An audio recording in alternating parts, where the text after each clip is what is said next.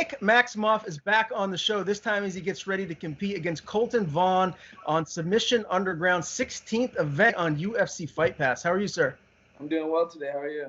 I'm good, man. Like I was saying before we went live, it's been a couple of months since we talked last. The last time that I did have you on was right before you were getting ready to compete against Joe Baez at SUG 13, I believe. And unfortunately, you dropped that one. For anyone that didn't get to see it, tell me how that all shook out. I pretty much just got caught. I don't know. It was just a weird time. It was kind of like I just didn't like, I don't want to make excuses, but I didn't like really get to train for it. It was just like the start of the quarantine. So I wasn't really training or anything. You had all these rules. I never wear like long rash guards or spats. And I feel like that's a big advantage because I usually come in my matches kind of sweaty. So it's harder to already grab onto me and stuff. So with that being said, I don't like wearing spats. I don't like wearing long rash guards. It's easy to grab people. I like to emulate a fight where it's just shorts and that's it, So, I mean, I got caught, but I don't know. He's good, but I would like to get another shot at him with the real training. It's kind of just me off the couch. I really didn't even train. Yeah. I was kind of saying that to people, like, I can't train, but now everything's kind of getting worse again. So, I mean, I'm training as much as I can. There's a local gym up north that's open right now. And, I go to Stockton I try to go as much as I can, but it's just really difficult just because it's just everything's gotten worse. So, yeah, I don't know. It's a weird time. I understand that things are kind of going in reverse a little bit in California right now with the pandemic. How is it in your part of the state? Like, what is it like when you go out and the restrictions as far as, going into different restaurants or whatever? It's getting worse again. Restaurants are shut down again. Bars are shut down. I don't know. It's just not getting – it's got worse all over again, Because for my Joe Baez match, I didn't train for it, right? And then I had another submission underground like a month ago. And I got to train for it and did really well, and felt way better, just being able to work out and stuff and do my normal routine. But now it's like I'm still doing the same thing as my last SUG match, and I feel just as good. But it's just like the mentality of everything going downhill again is kind of obnoxious, know? It really is crazy. We're living in unprecedented times right now, and I'm a little nervous as to what's going to transpire here in the remainder of 2020, man. As far as that last fight, that last SUG, that was a guillotine choke victory over Adam Fujit. If I didn't pronounce that correctly, I apologize. But tell everyone that didn't get to see how that one transpired, because this one you got your hand raised, and I know that's really at the end of the day what matters the most to you. Yeah, it was good. It was. I think he's a fighter. I think he fights in Bellator or something, or might have. I don't know. I think he's found some good organizations, but it was a good match. Just kind of implemented my game plan. I felt more confident because I got to train, So I was really happy and excited to go out there and compete. Whereas like with Joe match, I was more nervous. I wasn't even excited. I was just kind of like, I don't know, doing it just to do it. But now it's like I'm excited because I can train and put everything all together, So, and with no fighting really going on right now, it's just, I don't know. It looks like if the only way I could fight is if I go out of the country, and that seems like the only option. It looks like Florida's going to close down again. And yeah, that was my only option to fight. So I don't know what the deal is, what the plan is. When you're competing in these SUG events, I know clearly MMA is where your future is, and that's where you want to evolve as a combat sport athlete here. But do you ever find yourself kind of holding yourself back from wanting to throw a punch when you're really getting in there and grappling, or do you? Yeah. You do, yeah. Because it's a cage, If it was a mat, it'd be different. But being in a cage is it's goofy. It's not goofy, but it's goofy. You know what I'm saying? Because it's so different, but I like it. I mean, I enjoy it. They put on a good show. They're really awesome people. And it's just like, I mean, I don't know. It's really hard not to sometimes. But because even before the match, I would just like shadow box and just kind of like feel like I'm in a fight, But really, I'm not. But it's fun. I just enjoy it. I like to compete. So is it a different kind of feeling? Like you're undefeated as a mixed martial artist, right? Yeah. But when you lose in a grappling match like this, does it not bother you as much as if you were to lose in a mixed martial arts event?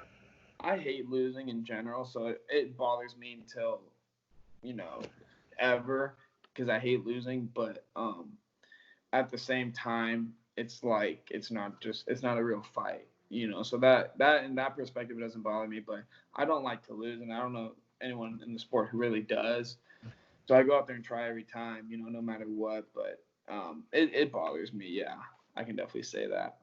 Were the restrictions and the protocols and everything that they had to put you through any different from SUG 13 versus 14? Same stuff, easy. They're really easy and kind of just they're like how everyone else is. So it's easy and they're nice and they're laid back and I enjoy competing for them. Mm-hmm. Did you get a chance to talk to Chael last time? I see him and just say hi and stuff. He has his own little room that he does his own little thing in. So I see him around, and I think I've trained with him a couple times when I was out in Portland for college. So I've trained with him a few times, and he's a nice dude, normal guy. So it's cool to have him commentate my matches and whatnot. Yeah, no doubt about it. Now, as far as your training goes here, tell me what things have been like. I know you said you try and make it down to Stockton for the Nick Diaz Academy as much as you can, but tell me how that's been split up and how you're getting your work in. Well, I just split time late. Usually I'm there 4 or 5 days a week when everything was back to normal, but now it's only like 2 or 3 just because it's expensive to stay out there and whatnot, and it's just hard to go day in day out because some people can train, some can't. Some are really scared of the virus and some aren't. So it just depends who you're going to train with and this and that. And I mean, it's a great gym and everything. I try to make it down as much as possible. Just sometimes, like right now, people are a little paranoid, so I kind of, out of respect for family members and this and that, I'll stay in Chico and till everything maybe gets a little bit more clear. So that's right. But yeah, I train. There's a gym out in Chico called Standout that I'll train at. They have a black belt. They have some good bigger guys, and they have some pioneers from the sport. We're actually a couple of guys from the Stockton. I've trained with a couple of guys out here back in like early 2000s. So really cool OGs in that sense. So it's cool. I mean, I'm getting good training everywhere, and it's just right now, it's hard to go down to Stockton when I can train up here, stay up here, and just save money or just just the respect that like people just maybe not travel right now, and even though I got to travel this week, and it's like just go there, come back. It makes sense. And of course, I got to ask you about one of my favorite fighters. He's one of your close friends and training partners, Nate Diaz. Is there any update on him as far as when he may fight next? I know he's been a little active on Twitter. Yeah, I'm not sure yet. I mean, it's whatever he feels like. Probably he's got some stuff that he's got to recover and whatnot. But hopefully later this year. It just depends with everything going on. I mean, if this whole pandemic gets worse, it's like, you can't have Nate. It's like Nate, Connor. Certain guys you just can't have them fight without a crowd. I mean, you get goosebumps when you see Nate walk out. And stuff like that. So it's like he's kind of, I don't know. For him, I'm sure that's probably a major thing. So yeah, I don't know. I mean, if I were him, I'd just wait until people are back and stuff, because I mean that's where people just love. The energy feels just crazy. So, yeah, no doubt about it. You're 100% right on that account. Let me ask you this, because there's been a ton of great fights so far this year that the UFC have put on, and this pandemic with MMA, UFC being the only sport that we can watch on TV, it just seems like the fighters are stepping up to the plate and just putting on some masterful performances. What are, if you had to pick one or two fights so far, what are the fights that stand out to you that are the best? Well, that's a good point, because I think people know that like everyone's watching. People that I don't even know watch fighting are watching fighting right now. So it's like everyone's like just giving it all they got, and a lot of people, some people I think haven't looked really good. Like Tyron Woodley, didn't look very good in this fight, and you can kind of tell it's probably something with due to the pandemic, But favorite fights, the Poirier Hooker fight was pretty good. That was a good fight. And there was one more fight, I can't remember it off the top of my head. Sorry, what? Burgos and Emmett? Yeah, I like Emmett too. Emmett actually fought Kiba guy at standalone in the regional scene. I think it was Emmett's last regional fight to go in the UFC. So I've been watching Emmett for a while. And yeah, he's a tank, dude. That guy's good. That whole fight card was good. Was that the Cody fight and Sugar card too? Yep. Yeah, those guys put on a show. Yeah, sure. That was a fantastic card. And there's another great one this Saturday. Obviously, the Submission Underground event that you're on is fantastic. And then you got UFC 251. Give me some picks. Who do you think are going to win in these title fights come Saturday night? It's Aldo and Peter Yan, right? Yeah. That's one. I got Aldo. I don't really know much about the Peter guy. I just saw he beat Uriah, but Uriah's like older, so I don't know. It's kind of weird how that all went out. Isn't that his last win? Peter's last win was Uriah. He beat Uriah Faber. He also beat Jimmy Rivera. That's probably his biggest. Rivera's good. Yeah. I just think I don't know Aldo in my opinion, but Aldo, and I always go with Max because Max, him and NBA, we got little connections with them in Yancey, so we always root for them. And then for the main event, I don't know. I think Kamaru might win. I don't know. I couldn't tell you, but I think Kamaru might get it. I don't know. Who do you got? We have all three same picks. I just my recent show that I do with UFC welterweight Rocco Martin, and we do our picks for the main event fights. I'm right there with you. I got Usman, I got Holloway, and I got Aldo winning those 3 title fights. But either way, it's going to be a fantastic card. I think Jorge though has a good shot. I do think he has a good shot. I just think Kamaru's wrestling might be a difference, but I don't know. Jorge's, crazy. You just never know what to expect. I thought Darren Till was going to beat him, and he worked Darren Till, and I don't know. He's a good fighter. Are you going to be able to watch the fights here? I know you're. Yeah. No, I should be in by like 5 or 6 Saturday night, so I'll probably make it in time. It just depends where I can watch it and whatnot, because I know everything in Oregon's just as bad, if not worse. So. That's tough. So you'll be flying to Oregon pretty much, I assume, like last time. Who will be making the trip with you?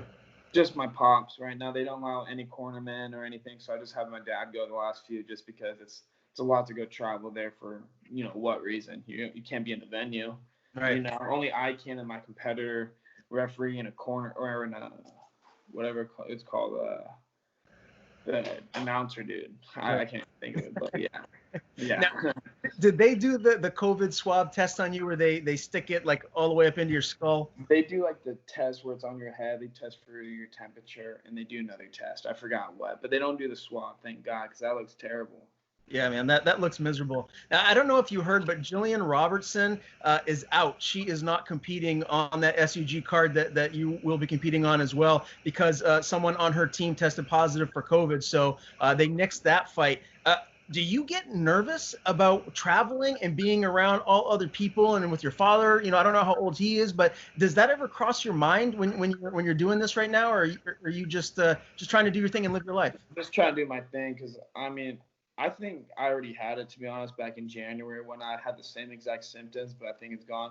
My dad's healthy. I'm healthy. My dad, I know, works out and runs. He just texts me saying he just got done, running today. And so it's like, I know he's healthy, and then I know I'm healthy. And it's like, I'm not going to go against anyone who thinks they can have it or get it or whatnot. I'm just going to respectfully not go near them or whatever. But like, I think if me and my friends, if we're healthy, and if my training partners are healthy, it's like, I think I just got to keep living my life. I can't be sheltered in a home. That's a disease in itself. That is true. That is true. Tell us about your opponent, Colton Vaughn. What do you know about him? What kind of a fighter is he? I don't know. I know he fought MMA. I don't, from his grappling thing, I don't know. It looks like he wrestles, and he does everything. It looks like he's a good brown belt. I don't know. I only see he competes in like Idaho or something. So I haven't really watched a lot about him. I've seen like a few videos, and it looks like he does like just basic jiu-jitsu stuff. So it'll be cool. He looks like he's a big, strong dude. He looks like he's like 225, 230, and whatever. So I was like, that's cool. It'll be good. How do you envision yourself getting your hand raised here? I got to imagine you probably envision sometimes when you get into a fight, whether it's MMA or grappling. How do you see yourself getting the W here? Hopefully, I don't know, any way possible. Lately, I've been just doing a lot of like chokes, like front chokes and stuff. So maybe one of those, because I know he tries to wrestle. Might just pull guard, and I don't know. We'll see. I'm trying to make it interesting. I just try to have fun and make it interesting. It's grappling, so what's the worst that can happen? Yeah. Now, do you have a lot of, fans and friends and family and everyone else that will be tuning in and watching? Yeah. There's nothing else to watch on a Sunday, so no, nothing going on. So, yeah. Very true. Very true. Well, always a pleasure catching up with you, my man. It's been too long, 2 months too long, actually. Yeah. Any sponsors you have? The floor is Yeah, thanks to Claiborne. They're one of my sponsors. Urban Waters, another sponsor, represent all of them. Everyone at, the Nick Diaz Academy and my family, friends, and people on Chico Standalone, shout out to them. So, yeah, it'll be fun. Yeah, definitely tune in. I'm the first match, I think, this time. So that's cool. I can get to get in and get out. I don't like staying around if I'm not the main event. So